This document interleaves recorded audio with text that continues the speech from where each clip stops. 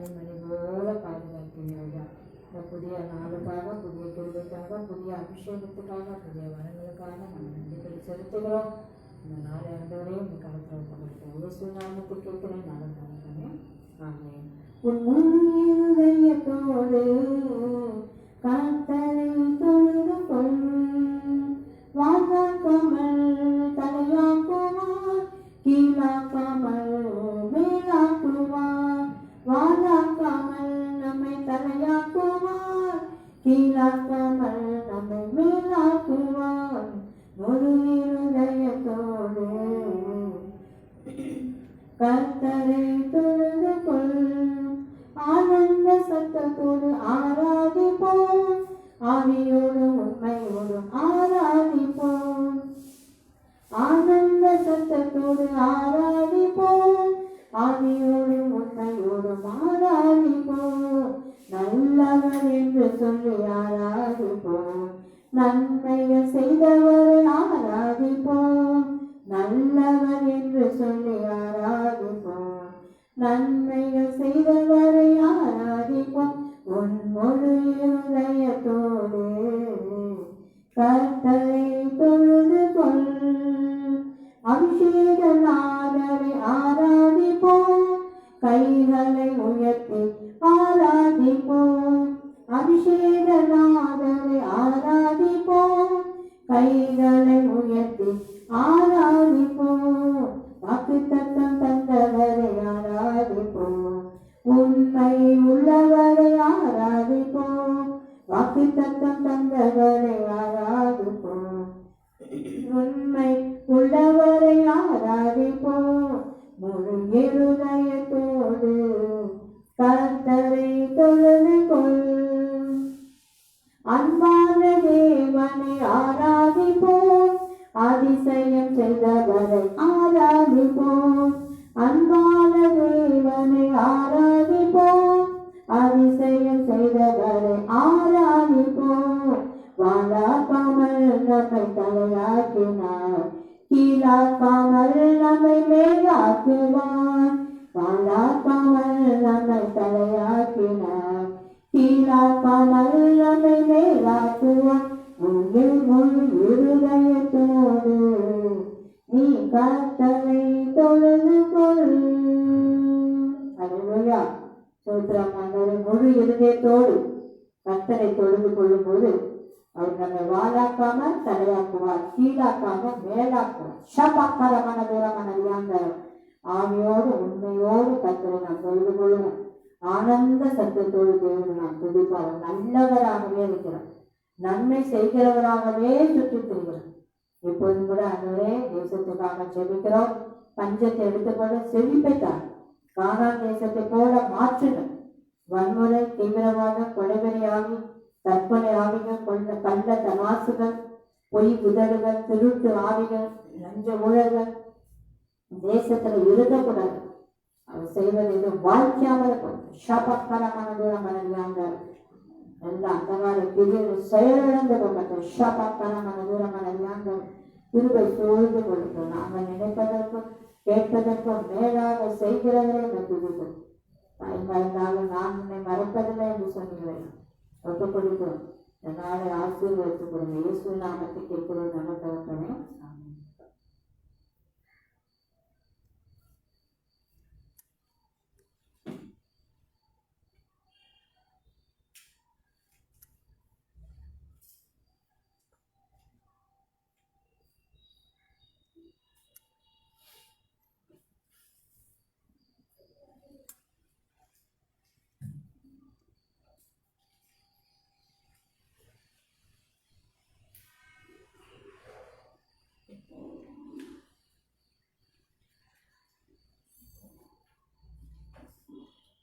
பிரியமானவர்களே, இந்த நாளிலே தேவ சமூகத்திலிருந்து நாம் தியானிக்கக்கூடிய வசனம் எதுகள் இருக்கிறது என்று சொன்னால், அப்போஸ்தலர் நடவடிக்கையின் புத்தகத்தில் உள்ள 27வது அதிகாரத்தை நாம் எடுத்து தியானிப்போம். அப்போஸ்தலர் நடவடிக்கையின் புத்தகம் 27வது அதிகாரத்தில் உள்ள வசனத்தை நாம் தியானிப்போம். அங்கு ஆண்டவராக இயேசு கிறிஸ்துவோடு கூட பவுல் பிரயாணம் பண்ணுகிறதை நாம் பார்க்கிறோம். பவுலோடு கூட இயேசப்பா கூட இருந்து பிரயாணம் பண்ணுகிறார். நம்முடைய வாழ்க்கை பிரயாணம் எப்படி இருக்கணும்னா, இயேசுவோடு கூட இருக்கணும். இயேசுவோடு கூட இருக்கும்போது அவருடைய சித்தத்தின்படியாகவே நாம் வாழும்போது நமக்கு உண்ண உணவை கொடுப்பார், உடுக்க உடையை கொடுப்பார், இருக்க இருப்பிடத்தை கொடுப்பார். எல்லாவற்றுக்கும் மேலாக நம்மளை பாதுகாத்து கொள்ள வல்லவராய் இருக்கிறார். திருப்தியாய் நடத்துவார். கர்த்தருக்கு ஸ்தோத்திரம். நம்மளை கொண்டு அநேகரை ரட்சிப்பார்.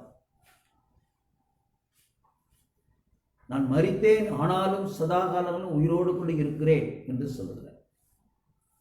அப்போ மரித்தவர் எப்படி உயிரோடு இருக்கிறார் என்று சொல்லுவோமே ஆனால், அது எப்படி நம்ம எல்லாருக்கும் பிரஸ்தாவப்படுத்த முடியும் என்று சொன்னால், நம்முடைய வாழ்க்கை தான் சாட்சி.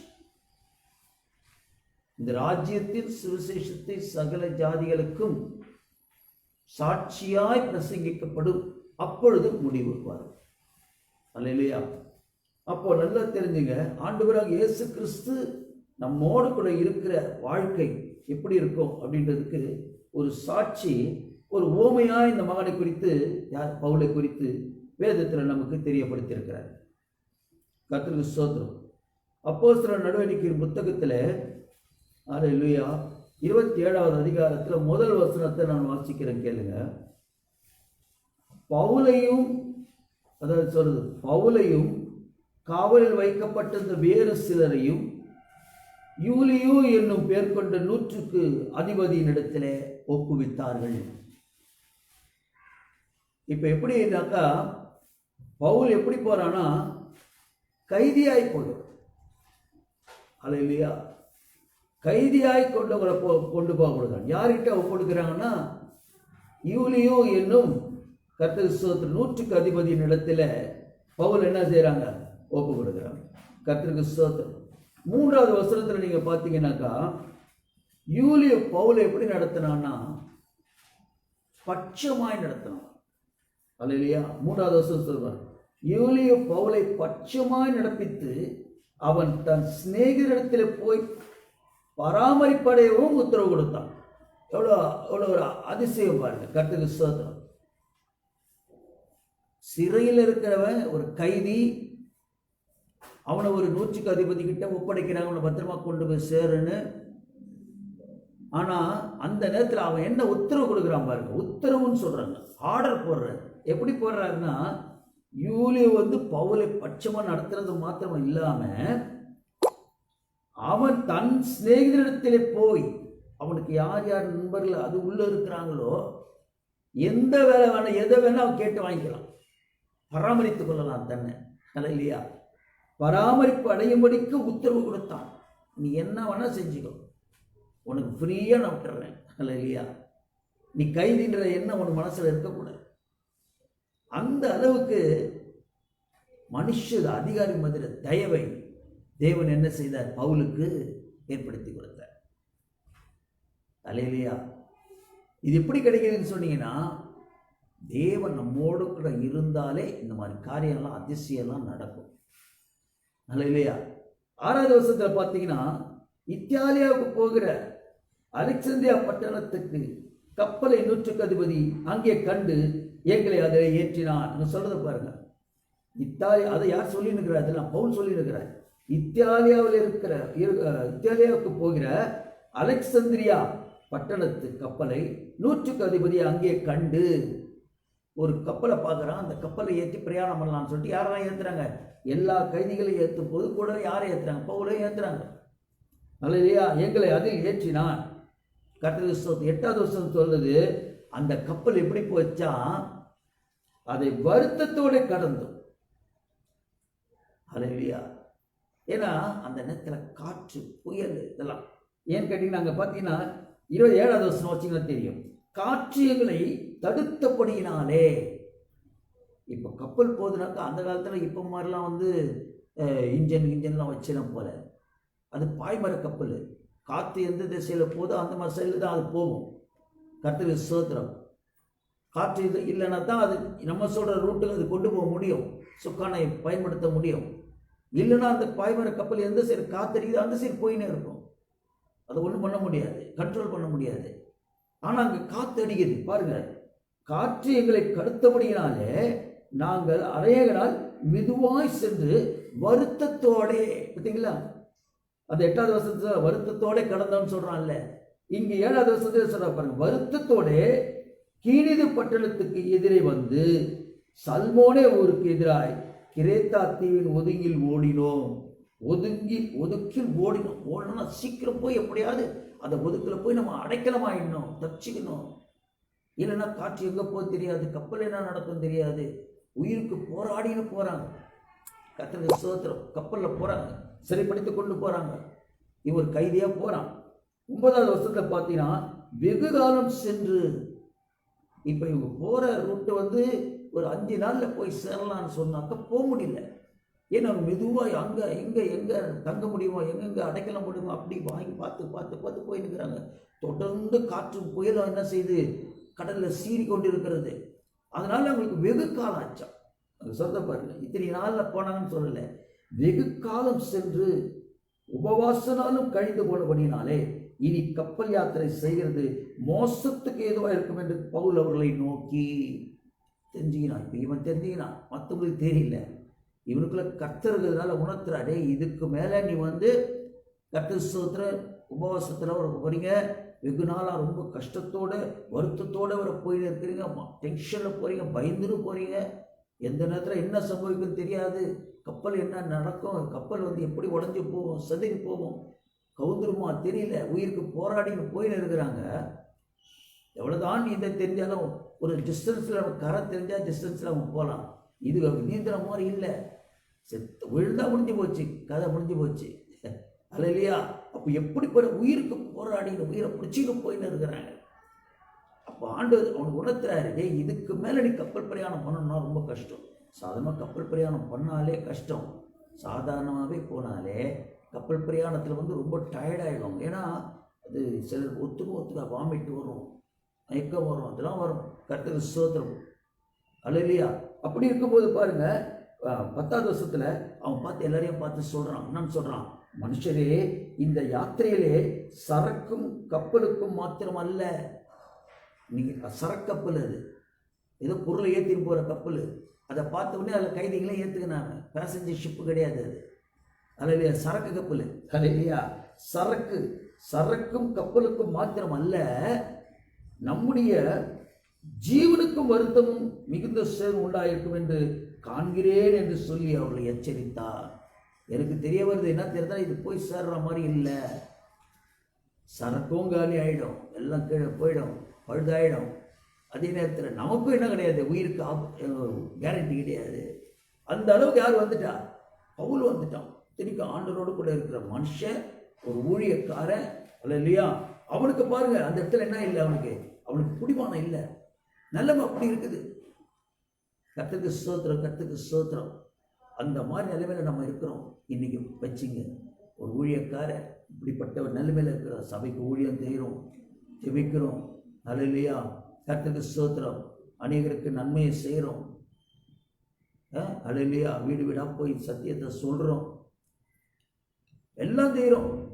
ஆனால் நம்ம வாழ்க்கை இன்னைக்கு எப்படி இருக்குதுன்னா, இன்னைக்கு அப்படிதான் இருக்குது. நிறைய பேர் வாழ்க்கை பொருளெல்லாம் அழிஞ்சு போகுது. இல்லையா? சாப்பாட்டுக்கு வழி இல்லை, உயிருக்கு போராடின்னு இருக்கிறாங்க, வயதானவங்க இருக்கிறாங்க, சின்ன குழந்தைங்க இருக்குது. இன்னைக்கு இருக்கிற நிலைமை அப்படித்தானே. நிறைய இடத்துல போராட்டம். இது எந்த மனுஷனும் குறை சொல்லி பிரயோஜனம் இல்லை. இது இயற்கை சீற்றம், கர்த்தருடைய கோபாக்கினை. பிரியமானவர்களே, ஆண்டவரை தேட சொல்றாரு. இங்க பாருங்க, பவுலுக்கே அந்த நிலைமை. எத்தனை ஊழியக்காரர் அந்த நிலைமையில இருக்கிறாங்கன்னு தெரியாது இப்போ. அது இல்லையா? கர்த்தருக்கு ஸ்தோத்திரம். அந்த நிலைமை வந்துச்சு அவனுக்கு. அவன் டிசைட் பண்ணிட்டான், முடிஞ்சு போச்சு, நம்ம இறந்துருவோன்றதால தான் அவன் சொல்றான். பாருங்க என்னன்னு சொல்றான். சொல்லிட்டு 11வது வருஷத்துல சொல்றான், 100க்கு அதிபதி என்ன செய்யறான்னாக்கா, இவன் சொல்றது என்ன செய்ய மாட்டான், கேட்க மாட்டான். இந்த 10வது வருஷத்துல நீங்க பாருங்க, திரும்ப வாசிச்சு பாத்தீங்கன்னா, மனுஷரே இந்த யாத்திரையிலே சரக்குக்கும் கப்பலுக்கும் மாத்திரம் அல்ல, நம்முடைய ஜீவனுக்கும் வருத்தும் மிகுந்த சேதம் உண்டாயிருக்கும் என்று காண்கிறேன், எனக்கு தெரிய வருது என்று சொல்லி அவரை எச்சரித்தான். எச்சரித்தான்னா இன்னும் ஏற்கனவே மனமடிவோடு போயின்னு இருக்கிறாங்க, வருத்தத்தோடு போயின்னு இருக்கிறாங்க. இதில் இன்னும் கொஞ்சம் இவனவே வேற பதில் சொல்கிறான். இவன் தான் அந்த கப்பலுக்கே காவல்காரன மாதிரி ஆண்டு வச்சிருக்கிறார். அல்ல இல்லையா? மாலுமி கூட கிடையாது, வல்லம உள்ளவன். அவங்க யாரு? உருமால்கள் எடுத்து வேதஸ்வல போட்ட வல்லம் அங்கே சுகமாவது. அந்த மாதிரி ஒரு வல்லமுள்ள ஊழியக்காரனுக்கு நிலைமை எப்படிக்குதுன்னா, இன்னைக்கு அவனுக்கே தெரிஞ்சிச்சு நம்ம உயிரோடு இருப்போமா இருக்க மாட்டோம். அதனால தான் சொல்கிறான், உங்கள் சரக்குக்கு மாத்திரம் இல்லை, யாருக்கு? நமக்கும் என்ன ஆகிடும், கர்த்தர் உயிருக்கு ஆபத்துன்னு சொல்கிறான். ஆனால் 11வது வருஷத்தில் பார்த்தீங்கன்னா, இதை 100க்கு அதிபதி போகிறார்ல, இவனை கூட்டிகிட்டு போகிறார்ல, இவனுக்கு சலுகைலாம் கொடுக்குறாருல, அவருக்கே நம்பிக்கை இல்லை. யார் வார்த்தை மேலே? பவுல் வார்த்தை மேலே. பாருங்க, 100க்கு அதிபதி பவுலினால் சொல்லப்பட்டவைகளை பார்க்கிலும் யாரை நம்புறான்? அவன் மாலுமையும் கப்பல் எஜமானையும் அதிகமாக நம்பினான். கப்பல் எஜமானா யாரு? கேப்டன் வச்சிங்களேன், அது இல்லையா? கட்டு விசுவத்தில் கேப்டன் சொல்ல முடியாது. இல்லை, இது எஜமான் தான். ஏன்னா பைலட்டு தான் கப்பலை இயக்குறவன்னு தான் கேப்டன் சொல்லுவாங்க. இதில் ஓனராக இருக்கிறான் போல். மாலுமின்னா யாரு? கட்டு விசுவத்திரம் மாலுமியையும் கப்பல் எஜமானையும் அதுக்கு உரியவனும் இருக்கிறான். அப்போ அவன் எவ்வளோ கேர்ஃபுல்லாக போவான், அவன் எப்படிலாம் போகணும்னு பார்ப்பான், எப்படிலாம் கப்பலை காப்பாற்றலாம்னு நினைப்பான், சரக்கை எப்படி கொண்டு போய் பத்திரமா சேர்க்கலாம்னு நினைப்பான். அவனை விட யாருக்கு தெரியுது நிலைமை? கர்த்தருக்கு சொல்றது பவுலுக்கு தெரியுது. ஆண்டவர் கூட இருக்கிற டே இல்லை, சரக்குக்கு ஆபத்து வரப்போகுது, இவங்க என்னத்தான் காப்பாற்றினாலும் முடிஞ்சு போச்சு கதை. சரக்கு எத்துமே இவன் சேர்க்க முடியாது, அது இல்லையா? ஆனாலும் என்ன சொல்லிட்டாரு, அவன் எச்சரிக்கிறான். ஆனால் அதை யாரும் கேட்கல. இன்னைக்கு பாருங்க, நம்மெல்லாம் அழிவின் பாதையில் போகிறோம். ஆண்டுடைய வருகை சமீபமாக இருக்கிறது, அல்ல இல்லையா? இயேசுவை தேடுங்க அப்படின்னு எச்சரித்தாலும் என்ன செய்ய மாட்டுறாங்க? எச்சரிப்பு சத்தத்துக்கு செவி கொடுக்க மாட்டுறாங்க, கேட்க மாட்டுறாங்க. உலகத்தில் என்ன சொன்னாலும் அதை கேட்குறேன்றாங்க. உலகத்தார் மத்தியில் எதை என்ன மாதிரி பக்தி வைராக்கியத்தை சொன்னாலும் உடனே அதை அக்செப்ட் பண்ணிக்கிறாங்க, அதை அவங்க ஏற்றுக்கிறாங்க. ஆனால் இயேசுவை பற்றி நம்ம விழுந்து விழுந்து விழுந்து தொண்டை தண்ணி போகிற கத்தனை கூட என்ன செய்ய மாட்டுறாங்க? கேட்க மாட்டுறாங்க. இவனுக்கு தெரியும், ஆனால் தான் சொல்கிறான், டேய் நமக்கு எல்லாருக்கும் அழிவு வரப்போது சொல்கிறான். ஆனாலும் அவங்க என்ன செய்யல? கேட்கல, பிரியமானவில்லை. 14வது வசனம் பாருங்க என்ன சொல்லுதுன்னு. கொஞ்ச நேரத்துக்குள்ள யூரோக்கிலியோத் என்னும் கடுங்காற்று அதன் மேல் மோதிட்டு. இப்போ புயலுக்கெல்லாம் ஒரு காற்று பேர் வைக்கிற மாதிரி கர்த்தருக்கு ஸ்தோத்திரம். இது இந்த காற்று பேர் என்னது? ஹிரோக்லியோத், கிளிதோத், அல்லேலூயா. அந்த காற்று அது அந்த மேலே அடிக்குதான். கர்த்தருக்கு ஸ்தோத்திரம். அந்த காற்றுக்கு அவங்க அப்பயே பேர் வச்சுக்கிறாங்க பாருங்க, கிளிதோன் என்னும் கடுங்காற்று அதன் மேல் ஓடிட்டு. ஒரு பெரிய புயல் வந்து யார் மேலே மோதுது? கப்பல் அடிக்குது. கர்த்தர் இவங்க பைபிளில் இவன் சொல்கிறான், எச்சரிக்கையாயிருங்க, நமக்கு அழிவு வரப்போகுதுன்னு. அவன் கேட்கல. மால்மையை பார்த்து அவன் பாட்டு ஓட்டின்னு போகிறான். அவன் ஓனர் சொல்கிறான், அடி அப்படி ஓட்டு இப்படி ஓட்டு, எங்கே அங்கே நிறுத்த அப்படின்றான். அங்கெல்லாம் போகாதீங்கன்னு சொல்லி எச்சரிக்கிறான் இவன். ஆனாலும் என்ன கேட்கல. கொஞ்ச நேரத்தில் என்ன ஆயிடுச்சு? பயங்கரமான காற்று அடிச்சுது. கர்த்தருக்கு ஸ்தோத்திரம். 15வது வருஷம் பாருங்க. கப்பல் அது அகப்பட்டு கொண்டு காற்றுக்கு எதிர்த்து போகக்கூடாதபடியினாலே காற்றின் போக்கிலே கொண்டு போகப்பட்டோம். இவங்க போகிற ரூட்டுக்கு போக முடியல. இவங்க எங்கே கரை சேர்க்கலான்னு பார்த்தா முடியல. காற்று அடிக்கிற காற்றுக்கு இந்த பாய்மர கப்பல் என்ன பண்ணுது? இழுத்துட்டு போகுது அவங்க. கர்த்தருக்கு ஸ்தோத்திரம். 21வது வசனம் வரைக்கும் நான் வாசிக்கிறேன், கேளுங்க. கர்த்தருக்கு ஸ்தோத்திரம், கர்த்தருக்கு ஸ்தோத்திரம். அல்லேலூயா. அப்படி கிலேத்தா எண்ணப்பட்ட ஒரு சின்ன தீவு ஒதுங்கி ஒடுக்கையில் வெகு வருத்தத்தோட படவை வசப்படுத்தினோ. அதை அவர்கள் தூக்கி எடுத்த பின்பு பல உபாயங்கள் செய்து கப்பலை சுற்றி கட்டி சொரிமணலில் விழுமோ என்று பயந்து பாய்களை இறக்கி இவ்விதமாய் கொண்டு போகப்பட்டார்கள். மேலும் பெருங்காற்று மழையில் நாங்கள் மிகவும் அடிபட்டபடியினால் மறுநாளில் சில சரக்குகளை கடலில் வேற வழி இல்லை. அடுத்து வெயிட்டில் என்ன ஆகுது? தண்ணி வர வர ரொம்ப வெயிட்டில் இன்னும் உள்ளே போயிடுவேன் சொல்லிட்டு கப்பலில் இருக்கிற பொருளெல்லாம் தூக்கி போட்டாங்க. சரக்கு கப்பல் தானே அது, எல்லாத்தையும் தூக்கி போட்டாங்க. கர்த்தருக்கு ஸ்தோத்திரம். கடலில் எரிஞ்சிட்டாங்க. 3ஆம் நாளில் கப்பல் தளவாடங்களை எங்கள் கையினால் எடுத்து எறிந்தோம். கப்பல் தளவாடங்கள்லாம் என்ன அர்த்தம்? அதில் கப்பலில் சில பொருள்கள்லாம் வச்சுருப்பாங்கல்ல, அதெல்லாம் கூட தூக்கி போட்டான். வெயிட்டுன்று கர்த்தருக்கு ஸ்தோத்திரம். எடுத்து எறிந்தோம். அநேக நாளாய் என்ன இல்லை, சூரியனாவது நட்சத்திரங்களாவது காணப்படாமல் மிக பெருங்காற்று மழையும் அடித்துக் கொண்டிருந்தபடினால் இனி தப்பி பிழைப்போம் என்ற நம்பிக்கை முழுமையாற்று போயிட்டு. பவுலுக்கு என்ன ஆயிடுச்சு? பவுல் சொல்லின்னு வரான், எங்கள் நிலைமை அந்த மாதிரி ஆயிடுச்சு. ஏன்னா வெயிலே கிடையாது, சூரியனை காணோம், சந்திரனை காணோம், நட்சத்திரத்தை காணோம், ஒன்று நாங்கள் பார்க்கவே இல்லை. அப்போ மாறி இருளில் போயின்னு, அதுவும் நடுக்கடலில் போயின்னுக்கிறாங்கன்னா எப்படி இருக்கும்? கர்த்தருக்கு ஸ்தோத்திரம். அல்லேலூயா. சுற்றி ஒன்றுமே கிடையாது, வெறும் வானத்தை தான் பார்க்க முடியும். அதில் வெளிச்சம் வர இல்லை, போகிறாங்க, காற்று வர அடிக்குது. அந்த மாதிரி பயத்தில் போயின்னு இனிமையால் தான் செத்துருவோன்னு நினச்சிட்டாங்க. யாரே? பவுல் முதல் கொண்டு நம்பிக்கை இழந்துட்டான். அல்லேலூயா. அவன் எவ்வளோ ஜெபம் பண்ணியிருப்பாங்க, அவங்கள்ட்ட வல்லமை வருகுது. அல்லேலூயா. அநேக நாள் அவர்கள் போஜனம் பண்ணாமல் இருந்தபோது பவுல் அவர்கள் நடுவே நின்று, மனுஷரே, இந்த வருத்தமும் சேதமும் நமக்கு வராதபடிக்கு என் சொல்லை கேட்டு கிளையாத்து தீவை விட்டு புறப்படாமல் இருக்க வேண்டியதாக இருந்தது. போகாதீங்கடா, போகாதீங்க, இங்கேயே நில்லுங்க, இங்கேயே நங்கூரத்தை போட்டு இப்படியா கப்பலை கட்டி விற்றுங்க, இனி எடுத்துன்னு போகாதீங்கன்னு சொல்கிறான். கர்த்தருக்கு ஸ்தோத்திரம். அந்த நிலைமைக்கு வந்துட்டாங்க. ஆனால் பாருங்க, அந்த நிலைமைக்கு நம்ம இருக்கிறோம். நம்ம வாழ்க்கையில் அவ்வளோத்தான் நம்ம அழிஞ்சிட்டோம், இனிமேல் நம்ம மேலுக்கு வரவே முடியாது, நம்ம வாழ்க்கை இதோட முடிஞ்சு போச்சு அப்படின்னு நிறைய பேர் கருதுகிறோம். அது ஆண்டோட பிள்ளைகளே பவுலே கருதுறான். அவனே டிசைட் பண்ணிட்டான் பாருங்க. அது இல்லையா, அவன் நம்பிக்கை முழுமையாற்று போயிட்டு. கொஞ்சம் கூட இல்லை, முதலாவது கொஞ்சம் இருந்துச்சு, எச்சரித்து கொண்டு அப்படியே வந்திருந்தான். இப்போ பார்த்தா இதுக்கு மேலே ஒன்றும் பண்ண முடியாது, அவ்வளோதான், நம்ம அழிஞ்சோம் அப்படின்னு நிலைமைக்கு வந்துட்டான். அது இல்லையா. கர்த்தர் கைவிடுவார்னு நினைக்கிறீங்களா? ஒரு நாள் கைவிட மாட்டார் தெரியுமா? ஹல்லேலூயா. அதாவது முடிவு பரியந்த நிலைத்திருந்த ரட்சிப்பு. நமக்கு வாழ்க்கையில் எவ்வளோ கஷ்டம் வந்தாலும் சரி, ஹல்லேலூயா, பசியோ நாசமோசமோ பட்டயமோ நிர்வாணமோ எதுவும் என்னை என்ன செய்யக்கூடாது, இதே உடைய அன்பை விட்டு மற்ற பிரிக்க முடியாதுன்னு அவன் சொல்கிறான் பாருங்க. ஹல்லேலூயா. அத்தை போல நமக்கு ஒரு வைராக்கியம் வரணும். அப்படி சொன்னோடனே நீங்கள் பயந்துட்டான். ஹல்லேலூயா. கர்த்தருக்கு ஸ்தோத்திரம். இன்னைக்கு நம்ம எல்லாருக்கும் சொல்லின்னு வரும், பயப்படாதீங்க, ஆண்டவர் இருக்கிறார், ஆண்டவர் இருக்கிறார், ஆண்டவர் இருக்கிறான்னு சொல்லுவோம். ஆனால் நமக்கு அந்த நிலைமை வரும்போது என்ன ஆயிடணும்? பயந்துடணும். பயப்படாத, உன்னை நான் விட மாட்டேன், முடிவு பரியந்த நிலைத்திரு. அது எப்படி உன் பிராணன் போயிடும். அல்லேலூயா. கர்த்தருக்கு ஸ்தோத்திரம். நீங்கள் 34 வருஷத்தை பார்த்தீங்கன்னா, ஆகையால் போதனம் பண்ணும்படி உங்களை வேண்டிக்கொள்ளு, நீங்கள் தப்பி பிழைப்பதற்கு அது உதவியாக இருக்கும், உங்கள் தலையிலிருந்து ஒரு மயிராவது விழாது என்றான். கடைசியில் எப்படி சொல்ல ஆரம்பிச்சான் பாரு. அல்லேலூயா. அதை எடுத்த உடனே அவன் சொல்லலை.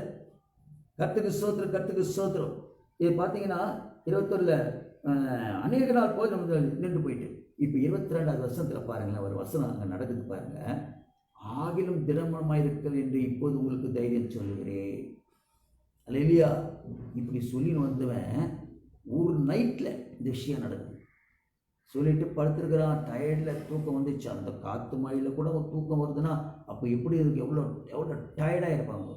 நைட்டில் யாரும் தூங்க முடியும்? அந்த காற்று உயிருக்கு போராடி இருக்கிறான்னா அது இல்லையா, தூக்கம் வருமா? கர்த்தருக்கு ஸ்தோத்திரம். ஆண்டவர் இயேசு கிறிஸ்து தலையானை வச்சு தூங்கியிருந்தார். இவங்களாம் போய் எழுப்பி விட்டாங்க, நாங்களாம் சாவ போகிறோம், என்ன தூங்கினுக்கிறேன்னு கேட்டாங்க. அப்படி இருக்கும்போது யார் தூங்குவா? யாரும் தூங்க மாட்டாங்க. ஆனால் அங்கே படுத்து தூங்குற அளவுக்கு டயர்ட் ஆகிட்டாங்க. இவங்களை அறியாமல் கண்டு சொத்து அப்படி இழுத்துட்டு போகுது. அல்லேலூயா. ஓசை வேற, பசி வேற, எல்லாம் போகுது. அந்த நேரத்தில் என்ன நடக்குது பாருங்க. அந்த முதல்ல இந்த வருஷத்தை வாச்சிருங்க, 22வது வருஷம். ஆகிலும் திடமாயிருங்கள் என்று உங்களுக்கு தைரியம் சொல்லுகிறேன். இவன் வாயிலது அடுத்த வார்த்தை வருது. முதல் சொல்லிட்டான், முழுமையாக அந்த நம்பிக்கை அற்று போனது சொன்னவன் அல்லேலூயா மறுநாள் சொல்கிறான். அந்த தூக்கம் தெளிஞ்சவனே சொல்கிறான், தூங்கி ஏஞ்சி சொல்கிறான், கர்த்தருக்கு ஸ்தோத்திரம், ஆகிலும் திடமாயிருங்கள் என்று உங்களுக்கு தைரியம் சொல்லுகிறேன். கப்பல் சேதமே அல்லாமல், ஆனால் கப்பல் அழிஞ்சிட்டு வந்துட்டான். கப்பல் முடிஞ்சு போச்சு, கப்பல் காப்பாற்ற முடியாது. கப்பல் சேதமே அல்லாமல் உங்களில் ஒருவனுக்கு பிராண சேதம் வராது, உயிருக்கு மாத்திரம் ஆபத்து வராதுன்னு சொல்கிறோம். எப்படி சொல்கிறான் அந்த வார்த்தை? எப்படியா வாயில் வந்துச்சு அப்படின்னு கேட்டிங்கன்னா, ஆண்டவர் பாருங்க 23, ஏனென்றால் என்னை ஆட்கொண்டவரும் என்னை அபிஷேகம் பண்ணி எனக்குள்ள தங்கியிருக்கிறவரும், நான் சொல்றத பாருங்க, நான் சேவிக்கிறவருமான தேவனுடைய தூதனானவன் இந்த ராத்திரியில் என்னிடத்தில் வந்து நின்றான். ராத்திரியில வந்து தரிசனம் கொடுத்துக்கிறார் தேவ தூதன் வந்து, அல்லேலூயா, வந்து நின்று என்ன சொன்னாராம் பாருங்க, கர்த்தர் ஸ்தோத்திரம், நின்று பவுலே பயப்படாதே, ஏன்னா நீ ராயனுக்கு முன்பாக நிற்க வேண்டாம். உன்னை அங்கே போய் நிறுத்த போகிறாங்க. ராயனுக்கு முன்னாடி என்ன செய்ய போகிறாங்க? உன்னை போடி குற்றவாளியாக நிறுத்த போகிறாங்க. அது வரைக்கும் நீ எப்படி கப்பலில் செத்துடுவேன்? செத்துட்டு நான் எப்படி நான் ராயனை முன்னாடி நிற்க வைக்க முடியும்? அப்போ உனக்கு இன்னும் ஊழியம் முடியலடா ஆண்டற இல்லையா? ஆண்டர் ஊழியத்தை முடிச்சாதான் உங்களுக்கு உயிருக்கு ஆபத்து வரும். நீங்கள் ஊழியத்தை தொடர்ந்து செஞ்சுன்னு இருந்தீங்களா, உங்கள் உயிர் எப்போ போகும்போது உங்களுக்கே தெரியாது. என்ன மாதிரி அழிவு வந்தாலும் உங்கள் ஊழியம் கண்டினியூ ஆகிற வரைக்கும் உங்கள் உயிருக்கு சேதம் வராது. அது இல்லையா? அதாங்க சொல்கிறாரு பாருங்க, உன்னை நான் ராயனுக்கு முன்னாடி போய் நிறுத்தணுமே சொல்கிறாரு பாருங்க, பவுலே பயப்படாத, நீ ராயனுக்கு முன்னாடி நிற்க வேண்டும். இதை உன்னுடனே கூட நீ யாத்திரை பண்ணுகிற யாவரையும் தேவன் உனக்கு தயவு பண்ணினா. அது இல்லையா? கர்த்தருக்கு ஸ்தோத்திரம். நீ பயப்படவே பயப்படாது. உன் கூட வர்றவங்கெல்லாம் உனக்கு சப்போர்ட்டாக இருப்பாங்க. நீ ஏன் பயப்படுற? நீ ஏன் இப்படி மனசை விட்டுட்டா எப்படி? முழுமையாக நம்பிக்கை போயிடுச்சே, போகாது, போகக்கூடாது. நீ இன்னும் இருக்குது உனக்கு வேலை. நீ கப்பல் விட்டு இறங்கணும், ராயனுக்கு முன்னாடி போய் நிற்கணும். அல்லேலூயா, குற்றவாளியை நிறுத்தப்படணும். நீ அங்கே போய் சத்தியத்தை சொல்லணும் ராயனுக்கு. அல்லேலூயா, இன்னும் ஒரு ஊழியம் இருக்குதுயா அப்படின்ற. கர்த்தருக்கு ஸ்தோத்திரம், கர்த்தருக்கு ஸ்தோத்திரம். ஆனபடியினால் மனுஷரே திடமனமாயிருங்கள், எனக்கு சொல்லப்பட்ட பிரகாரமே நடக்கும் என்று தேவனிடத்தில் நான் எப்படி இருக்கிறேன்? நம்பிக்கையாயிருக்கிறேன். அந்த நம்பிக்கை எனக்கு இருக்குது. நீங்க ஏன் பயப்படுறீங்கன்றான். கர்த்தருக்கு ஸ்தோத்திரம். அந்த மாதிரி நம்ம நம்பிக்கையா இருக்கணும். நம்ம ஊழியம் இன்னும் முடியல, முடியத்தை அவ்வளோ சீக்கிரம் விட மாட்டார் ஆண்டவர். அதில் ஊழியம் செய்கிறவங்க வந்து இந்த காலகட்டத்தில் இந்த மழை இதெல்லாம் பார்த்துட்டு ஐயோ அவ்வளோதான் நடக்காதீங்கன்றார். கர்த்தருக்கு ஒன்று நான் நடத்துவேன், நீ ஏன் பொருள் சேதம் வரும் கஷ்டம், ஆனால் உன் உயிருக்கு என்ன வராது? சேதம் வராது. அதுக்கு நான் கேரண்டின்றார் ஆண்டவர். அல்லேலூயா, கர்த்தருக்கு ஸ்தோத்திரம். அதில் பார்த்தீங்கன்னா ஒரே ராத்திரியில் அந்த அளவுக்கு அவனுக்கு என்ன ஆயிடுச்சு? திட்டமான வந்துடுச்சு பாருங்க. அல்லேலூயா. ஆனால் நான் எப்படி இருக்கிறேன்? ஆண்டு எனக்கு சொல்லப்பட்ட பிரகாரமாகவே எப்படி எனக்கு வாக்கு கொடுத்தாரோ அதே போல நடக்கும் என்று நான் எப்படி இருக்கிறேன்? நான் என் தேவனிடத்தில் நான் நம்பிக்கையை உடையவனாய், நம்பிக்கையாக இருக்கிறேன். என் கர்த்தர் செய்வார். வாக்கு கொடுத்தார், வாக்கு தத்தம் பண்ணினவர் உண்மை உள்ளவர், அவர் செய்வார். நம்மளா தெரிஞ்சுங்க. இந்த செய்தியை கேட்டுக்கொண்டு உங்களுக்கு ஆண்டவர் இன்றைக்கு பவுல் கொடுக்கப்பட்ட வாக்கு தத்தத்தை தான் உங்களுக்கும் கொடுக்குறார். அதை இல்லையா? நீங்க எப்படி இருக்கணும்? பவுல் சொன்ன மாதிரி சொல்லணும். என்னன்னு சொல்லணும்? எனக்கு சொல்லப்பட்ட பிரகாரமே நடக்கும் என்று தேவனிடத்தில் நான் நம்பிக்கையாக இருக்கிறேன். அப்படி ஆண்டவரே நீங்க பேசணும் ஆண்டவர்கிட்ட. அப்படி ஆண்டவரே, அப்போ இந்த வசனத்துப்படி எனக்கு எதுவுமே நடக்காதா? நான் இன்னும் உயிரோடு இருப்பேனா? அப்போ நான் இன்னும் ஊழியம் செய்வேனா? அல்லேலூயா. நீங்கள் அப்படி ஒரு நம்பிக்கை வச்சிங்கன்னா அதுதான் நடக்கும். அந்த நம்பிக்கை நடக்கும் என்று அவன் என்ன செய்யறான்? அவன் முழுமையாக நம்புறான் பாருங்க. கர்த்தருக்கு ஸ்தோத்திரம். தேவனிடத்தில் நான் எப்படி இருக்கிறேன்? நம்பிக்கையாக இருக்கிறேன்.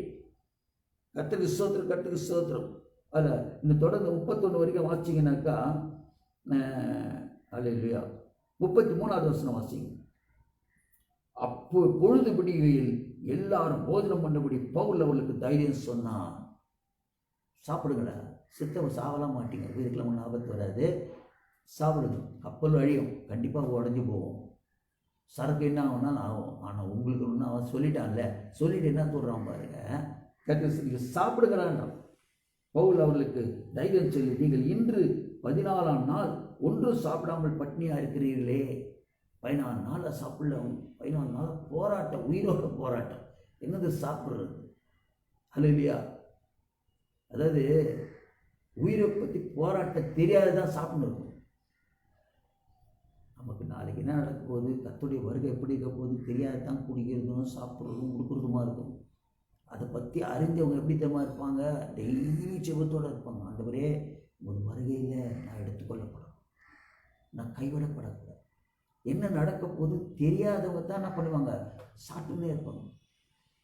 ஒரு உதாரணத்துக்கு சொல்கிறேன்னே, இந்த கோழி கடைக்கு போனால் கோழி இந்த பாக்ஸில் வச்சுருப்பாங்க. கடையில் கோழி வெட்டிக்கிட்டு அவங்க அவங்க வந்து விற்றுன்னு இருப்பாங்க, வியாபாரம் பண்ணி இருப்பாங்க. இந்த கோழி உள்ளே இருக்கிற கோழி என்ன பண்ணுவாங்கன்னாக்கா, கர்த்தருக்கு ஸ்தோத்திரம், அங்கே ஒரு தீனி பாட்டில் வச்சுருப்போம், ஒரு தீனி அதுக்கு வச்சுட்டு ஒரு தண்ணியும் பக்கத்தில் வச்சுருப்போம். இந்த கோழி என்ன பண்ணும், அதை எடுத்து சாப்பிடணும் இருக்கும். நான் யோசிப்பேன், இது எவ்வளோ நேரம் சாப்பிட போகுது. இன்னொருத்தர் வந்து ஒரு 5 கிலோ கேட்டாங்கன்னு வச்சுங்க, இவர் காலி. ஏன்னா 2 கிலோ இருக்கிற வரைக்கும் அவன் வச்சு என்ன பண்ண கட் பண்ணி அதை விற்ற பிறகு தான் இன்னொரு கோழி வெட்டுவோம். ஏன்னா எல்லாத்தையும் வெட்டிட்டு பிறகு அதுக்கு யாரும் வாங்கலைன்னா அடுத்தது ஒரு 2 ஹவர் 3 ஹவர் அது பழசாயிடும் வெட்டின கோழி. அதனால் என்ன ஆகிடும், அவன் சரி வியாபாரம் ஆன பிறகு வெட்டலாம்னு சொல்லிட்டு அந்த கோழியை உயிரோடு வச்சுக்கிறான். அது சும்மா அதுக்குள்ளே என்ன பண்ணுவோம், நைட்டெல்லாம் மீந்துருச்சுன்னா அது செத்துற போகுதுன்னு சொல்லிட்டு அதுக்கு தீனி வச்சுருப்போம். ஆனால் இது என்ன பண்ணும்போது அடுத்த செகண்டு சாவ போகுது, அது தெரியல, உட்காந்து கொத்தி சாப்பிட்டு இருக்கும். அது வேறு பக்கத்தில் இருக்க கோழி சாப்பிடும்போது அது கொத்தும், அதை டிஸ்டர்ப் பண்ணுது சாப்பிட்றதுன்னு. ஆனால் தான் மூக்கை கட் பண்ணி வச்சுருப்பாங்க. இந்த கோழிகளில் இருக்கிற அந்த கோழிங்கெலாம் பார்த்தீங்கன்னா என்ன பண்ணுவாங்கன்னா, மூக்கை என்ன பண்ண முன்னாடி இருக்கிற கூரை வெட்டி வச்சுருப்பாங்க. ஏன்னா ஒன்று கொத்திக்கின்னு அதுங்க பழுதாயிடக்கூடாது, வியாபாரம் போயிடுமே, செத்துச்சுன்னா அது ஆயிடுச்சுன்னா, அதனால் அவன் பண்ணி வச்சுருப்பான். ஆனால் அதுக்கு என்ன தெரியாதுன்னா, அடுத்த செகண்ட் நம்ம கழுத்து அறக்க போகிறாங்கன்னு அதுக்கு தெரியாது. ஆனால் அப்போ சாப்பிட்டு அந்த நிலையில் தான் இன்றைக்கி மனுஷன் இருக்கிறான். உலகத்தை பார்க்குறான், நல்லா வெளிச்சமாகுது, பிரைட்டாகுது, கூட்டில் இருந்து பார்க்கும்போது எப்படி பிரைட்டாகுது, ஜனங்கள்லாம் நடமாட்டோம்னா அப்படியே உலகத்தில் தான் இருக்குது. ஆனால் அடுத்த செகண்ட் சாக போது அது தெரியாது. அந்த நிலைமையில நாம் இருக்கிறோம் இன்னைக்கு. அல்லேலூயா, கர்த்தருக்கு. ஏன்னா இங்கே சொல்லிட்டாங்க, சாப்பிட மாட்டேங்கிறான், சாப்பிடுங்கிறான்ட்டு. அல்லேலூயா, கர்த்தருக்கு ஸ்தோத்திரம். பட்டினி இருக்கிற சாப்பிடும். 34வது வருஷம் பார்த்தீங்கன்னா, ஆகையால் போஜனம் பண்ணபடி உங்களை வேண்டிக் கொள்ளுகிற கெஞ்சான். கவலைப்படாதீங்க பையனா, நல்லா சாப்பிடாம இருக்கிறீங்க, சாப்பிடுங்க. ஏசப்பா உங்களோட இருக்கிறார், உங்களை கைவிட மாட்டார். எனக்கு ஆண்டவர் தரிசனம் கொடுத்துட்டார். ஏன்னா அவனுக்கு தெரியும் ஏசப்பாவை பற்றி, மற்றவங்களுக்கு தெரியாது. ஏன்னா இவனுக்கு தெரியும், அவர் கண்டு விசுவாசிக்கிறவன் இல்லை, இவன் காணாமல் விசுவாசிக்கிறவன். எனக்குள்ளே இருக்கிறார் இயேசு. அவர் கோயில் குளத்தில் இல்லை, கோயில் குளத்தில் இருந்தால் நிலத்துக்கு எங்கே போய் நிலமே இல்லையா, இவன் தான் தண்ணியில் தப்பிச்சு இருக்கிறான், எங்கே கோயிலுக்கு போகிறது. அவனுக்கு தெரியும் எங்கே இருக்கிறார், எனக்குள்ளே இருக்கிறார், நான் தான் ஆலயம்.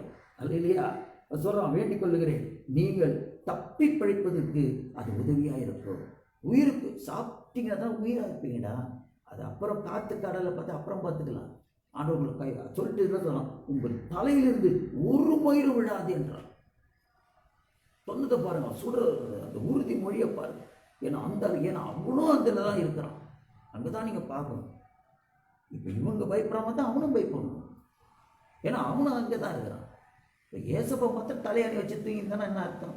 இவங்க வந்து கேட்குறாங்க, இவங்க யார் இந்த சிஷியனுங்க முட்டாளுங்க வந்து கேட்குறாங்க, நாங்கள் சாகிறத நீ தூங்கி நிற்கிறியான்ற. அவங்களுக்கு தெரியல, இவரும் இதே போட்டில் தானே இருக்கிற, செத்த அவரும் கூட இருந்தாலும் சாகணும். அப்போ அவர் தூங்கி நிற்கிறாரு. அந்த மாதிரி கர்த்தருக்கு ஸ்தோத்திரம். அவளும் அங்கே தான் இருக்கிறான். அவன் தைரியம் பண்ண வேண்டிய நிலைமைக்கு இருக்கிறான். பயப்படாதீங்க, சூழ்நிலையை பார்க்காதீங்க, இயேசுவோடு கூட இருங்க. இயேசு சொல்லிட்டாரு, அவங்களுக்கு உயிருக்கு எதுவும் ஆபத்து, ஒரு தலையிலிருந்து ஒரு மயிர் கூட விழாது, சாப்பிட்றாங்க. கர்த்தருக்கு ஸ்தோத்திரம். கர்த்தரி இப்படி சொல்லி அப்பத்தை எடுத்து எல்லோருக்கும் முன்பாக தேவனை ஸ்தோத்திரித்து அதை பிட்டு புசிக்கும்படி கொடுத்தான். அது இல்லையா, சாப்பிடுங்கடான்னு சொல்லிட்டு எடுத்து அந்த அப்பத்தை ஆசீர்வதிச்சு என்ன பண்ணான், அவங்களெல்லாம் கொடுத்தான். அது இல்லையா, எத்தனை பேர் சாப்பிட்டாங்க தெரியுமா? மொத்தம் 276 பேர் சாப்பிட்டுக்கிறான். ஒரு ஆள் 2 ஆள், அவ்வளோ பெரும்பட்டினியாகிறான். அவ்வளோ 276 பேருக்கு இல்லாத ஒரு தைரியம் யாருக்கு இருக்குது? பவுலுக்கு இருக்குது. ஒரு அல்ல சொல்லுவீங்களா? கர்த்தருக்கு ஸ்தோத்திரம். அங்கே பாருங்க, 36வது வருஷத்தை பார்த்தீங்கன்னா, அப்போது எல்லாரும் திடமானப்பட்டு புசித்தார்கள். கப்பலில் 276 பேர், எத்தனை 276 பேர் இருந்தோம். 276 பேர் என்ன பண்ணாங்க, நல்லா சாப்பிட்டாங்க. அடுத்த வருஷம் பாருங்க 38, திருப்தியாய் புசித்த பின்பு அவள் கோதுமை கடலில் இருந்து கப்பலை இலகுவாக்கினாள். இன்னும் வெயிட் இருக்குது. ஆனால் என்ன பண்ணா, சாப்பிட்றவங்க எல்லாம் சாப்பிடுங்கடா. 276 பேரையும் சாப்பிட வச்சுட்டு இப்போ என்ன பண்ணிட்டாங்க, நல்லா ஸ்ட்ராங் ஆகிட்டாங்க. இப்போ இது ஒரு 10 நாளைக்கு தாங்கும். ஏன்னா முதல்ல 14 நாள் தாங்கியிருக்கிறாங்கல்ல சாப்பிடாமல. சரி, எப்படி பார்த்தா ஒரு 5 நாள் தாழ்ட்டுமே, போதுமே, ஆண்டு காப்பத்திடுவான்ற எண்ணத்தில் என்ன பண்ணான், சாப்பிட்டு நான் சாப்பிட வச்சுட்டு மீதி இருக்கிற கோதுமை எல்லாம் வெயிட்டெல்லாம் தூக்கி எங்கே போட்டான், கடலில் தூக்கி போட்டேன். ஏன்னா கப்பலை காப்பாற்றணும்.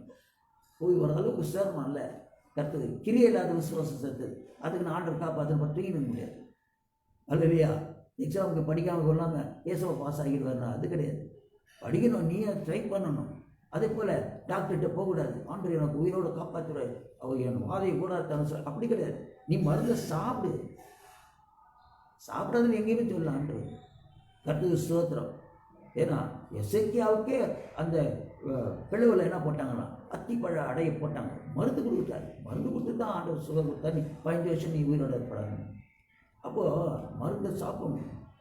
சில என்ன பண்ணுவாங்க, நான் ஏசவக்குள்ள நான் என்ன பண்ண மாட்டேன், நான் வந்து மருந்து ரசம் அப்படி. அது வந்து சத்தியம் அறியாதவன் என்ன சொல்கிறேன், ஓவர் ஆண்டு மேலே அவர் ஒன்று அப்படி சொன்னால் எங்கன்னா கொடுத்துக்கிறேன். நான் மருந்து சாப்பிடக்கூடாது எங்கன்னா சொல்லிக்கிறேன்னா, இலைகள் எல்லாம் மருந்தாகணும் நான் சொல்லிக்கிறேன்னு, கனிகள் எல்லாம் உணவாகணும்னு சொல்லியிருக்கிறேன். நீ பழம் சாப்பிடு, வைத்தியம் பண்ணிக்கன்னு நான் சொல்லிக்கிறேன்.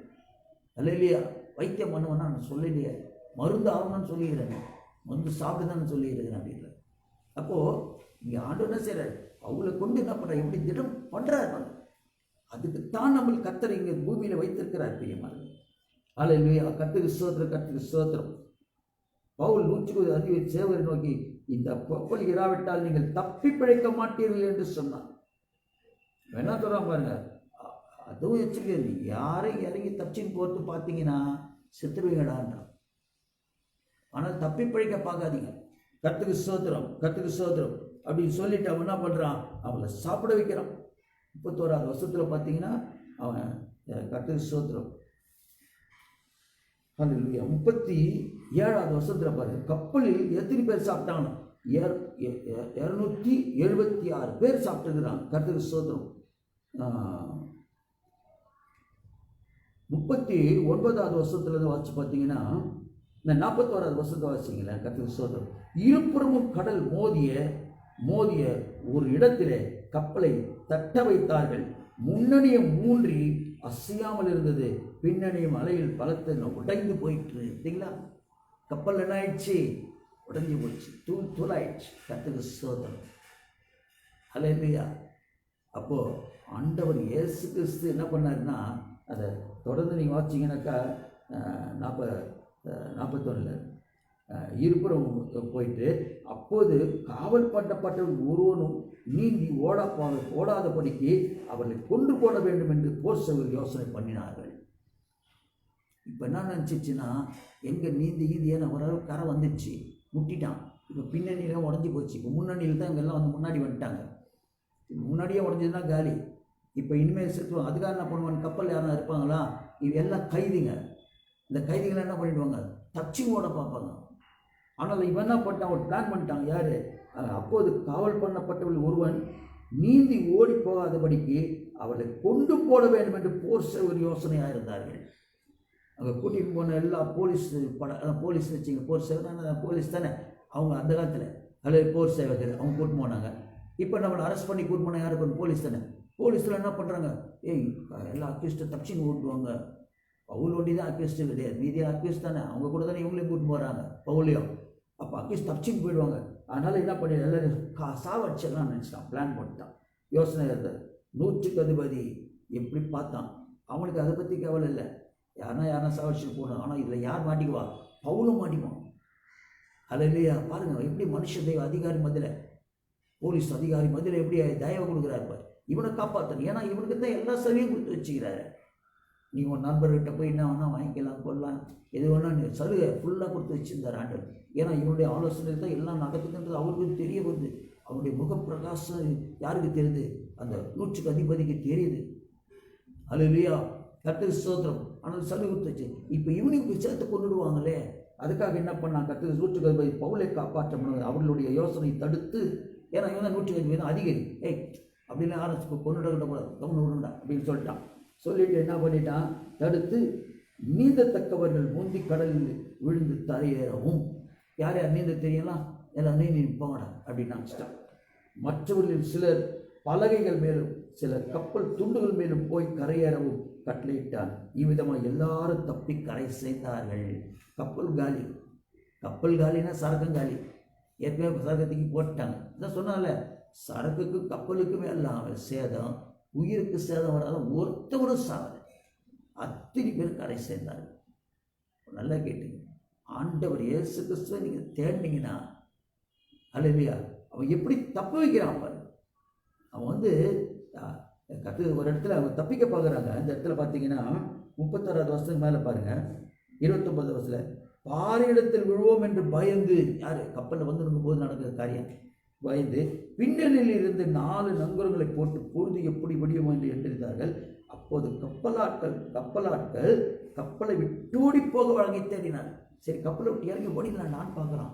ஆனால் இவன் சொன்னான் பாருங்க, இவன் இத்தனை பேர் கைதி, இவங்க எல்லாம் போய் எல்லாம் இறங்கி செத்து போயிட்டான்னா நம்ம தப்பிச்சிக்கலான்ற எண்ணம் அவனுக்கு வரல பாருங்க. அவனை போய் அவங்கள காப்பாற்றுறான் பாருங்க. அந்த இடத்துல அலையில் ஏறி முன்னில் இருந்து கப்பலை போடவிட்டு இறங்குகையில் பவுல் 100க்கு அதிபதியையும் சேவகரை நோக்கி, இவர்கள் கப்பலில் இருந்து இராவிட்டால் நீங்கள் தப்பி பிழைக்க. கப்பல்லே பார்த்தீங்கன்னா தப்பிப்பீங்க, நீ கப்பல் விட்டு இறங்கி கரைக்கு போனீங்கன்னா நீ எல்லாம் செத்துருவீங்கடான்னு சொல்லிக்கிறான். எப்படி பாருங்க, நன்மை செய்ய அறிந்திருந்தும் அவன் செய்யாமல் போல. இல்லையா? எல்லாம் அவனை சிறை பண்ணி கொண்டு போகிறாங்க. அடுத்தது இவன் போய் நிற்கணும். கர்த்தருக்கு ஸ்தோத்திரம். இல்லையா? அதிபதி முன்னாடி போய் நிறுத்தணும். இவன் குற்றவாளியாக கொண்டு போகிறாங்க. இவன் ஊழியம் செய்கிறான். அல்லது இயேசு பற்றி பிரசங்கம் பண்ணுறான்னு. அப்படிப்பட்ட சூழ்நிலையில் கூட அவன் பாருங்க அவங்கள காப்பாற்ற நினைக்கிறான். சத்துருக்களை சிநேகிக்கிறான். இல்லையா? யாருன்னா கப்பலை விட்டு எங்களை விட்டுட்டு இவங்க வரைக்கும் சாப்பிட்டோன்னு சொல்லிட்டு நீ தச்சின்னு போகணும்னு நினச்சிங்கன்னா இறங்குன்னு நீங்கள் செத்துருவீங்கடான்றான். இல்லையா? அப்போ அந்த அளவுக்கு ஒரு ஊழியக்காரர் எல்லாரையும் காப்பாற்று. நல்லவன் கெட்டவன் போனவன் வந்தவன் பாவி, உனக்கு அந்த வித்தியாசமே இருக்கக்கூடாது. மனுஷனுக்குள்ள நீ உனக்கு யார் மேலே ஒரு வெறுப்பு, போராமை, உச்சரிப்பு, இல்லையா? அவனை அழிக்கணும், இந்த மாதிரி கொடூர எண்ணங்கள், கபட்டு எண்ணங்கள் இருக்கவே கூடாதுன்னு ஊழியக்காரன் ஆண்டவர் சொல்கிறேன். உன் வேலையை நான் காப்பாற்றுறது தான்.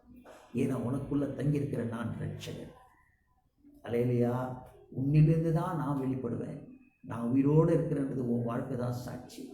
எனவே உன்னை நம்பி வர்றவங்கள நீ ஒரு நாள் என்ன செய்யப்பட கைவிடணும். ஆனால் தான் 100க்கு அதிபதி என்ன பண்ணான், அவ்வளோ பத்திரமா நடத்தின்னு வந்தான். ஆனால் தான் 100 அந்த இடத்துல பாருங்க, 100 அதிபதியும் இறங்கத்தான் பார்த்துருக்கிறான். பவுல் 100க்கு அதிபதியையும் சேவகரையும் நோக்கி அவனும் இறங்கி தான் செத்துட்டு இருப்பான் பாருங்க. இவன் உயிரை காப்பாற்றுறான். கடைசியில் பார்த்து அந்த 100க்கு அதிபதி யார் உயிரை காப்பாற்று? பவுல் உயிரை காப்பாற்று. எதை விதைக்கிறியோ அதை தான் நீ அறுப்ப. அப்போது ஆண்டவர் உன்னோட கூட இந்த நன்மையை செய்ய மாத்திரம் கற்றுவோம், தீமையை செய்ய நினைக்கவே நினைக்காதுன்றார். ஊழியக்காரன் எண்ணத்தில் வந்து தீமை வரவே கூடாது. உன்னை விரோதிக்கிறவனை கூட நீ சிநேகிக்கணுன்ற. அப்படி செய்யும்போது கர்த்தர் பெரிய காரியங்களை ஜெபிப்போமா. அன்பு மகா பரிசுத்தம் நிறைந்த எங்கள் நல்ல பரலோக பிதா, அருமையான ஒரு டாபிக் எங்களுக்கு கொடுத்தீங்க. நடந்த ஒரு சம்பவத்தில் இந்த சம்பவத்தை பற்றி எங்களுக்கு இன்னைக்கு வெளிப்படுத்தி அதில் இருக்கிற ரகசியங்களை எங்கள் வெளிப்படுத்தி இருக்கிறேன். ஆண்டவரே, பவுலை கொண்டு நீர் ஆண்டவரை எல்லாரும் ரட்சித்தீங்களே ஆண்டவரே. ஒரு இக்காலார வருஷம் மனுஷ தயவை கொடுத்தீங்களே ஆண்டவரே.